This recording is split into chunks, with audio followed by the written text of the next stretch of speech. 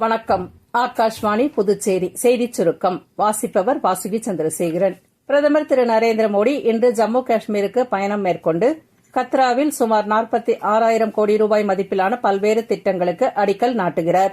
இதன் ஒரு பகுதியாக உதம்பூர் ஸ்ரீநகர் பாரமுல்லா ரயில் இணைப்பு திட்டத்தை நாட்டிற்கு அர்ப்பணித்து வைக்க உள்ளார். வைஷ்ணவோ தேவி கோவிலுக்கு செல்லும் பக்தர்களுக்கான 2 வந்தே பாரத் எக்ஸ்பிரஸ் ரயில்களையும் அவர் கொடியசைத்து தொடக்கி வைக்கிறார். இதன் மூலம் ஆன்மீக சுற்றுலா மேம்பட்டு மக்களுக்கான வாழ்வாதார வாய்ப்புகள் அதிகரிக்கும் என்று பிரதமர் தெரிவித்துள்ளார். ஜம்மு காஷ்மீரில் ஜூலை 3ஆம் தேதி தொடங்க உள்ள 38 நாள் அமர்நாத் யாத்திரைக்கு முழுமையான பாதுகாப்பை வழங்குவதற்காக ராணுவம் ஆபரேஷன் சிவா என்ற விரிவான பாதுகாப்பு முயற்சியை தொடங்கியுள்ளது.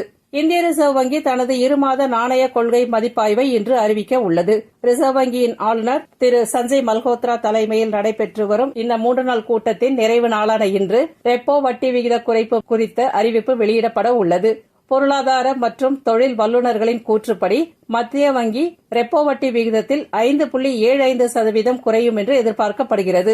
புதுச்சேரி குடிநீர் உட்கோட்டம் வடக்கு பிரிவுக்குட்பட்ட மேல்நிலை நீர்த்தேக்க தொட்டியில் பராமரிப்பு பணிகள் மேற்கொள்ள இருப்பதால் நாளை நண்பகல் 12 மணி முதல் பிற்பகல் 2 மணி வரை நேரு வீதி, அண்ணா சாலை, சர்தார் வல்லபாய் பட்டேல் சாலை, கடற்கரை சாலை, சின்னையாபுரம், குருசுக்குப்பம், திருவள்ளுவர் நகர், அப்துல் கலாம் நகர் மற்றும் அதனை சுற்றியுள்ள பகுதிகளிலும் குடிநீர் விநியோகம் தடைப்படும் என்று பொதுப்பணித்துறையின் பொது சுகாதார கோட்ட செயற்பொறியாளர் அலுவலகம் செய்திக்குறிப்பு வெளியிட்டுள்ளது. இந்தோனேஷியா ஓபன் பேட்மிண்டன் போட்டியில் இந்தியாவின் சிராக் ஷெட்டி மற்றும் சாத்விக் சாய்ராஜ் இணை இன்று ஜகார்த்தாவில் நடைபெறும் ஆண்கள் இரட்டையர் பிரிவு காலிறுதி ஆட்டத்தில் மலேசியாவின் மான் வெய் சாங் மற்றும் டி காய் உன் இணையை எதிர்கொள்கிறது. இத்துடன் இந்த செய்திச் சுருக்கம் நிறைவு பெறுகிறது.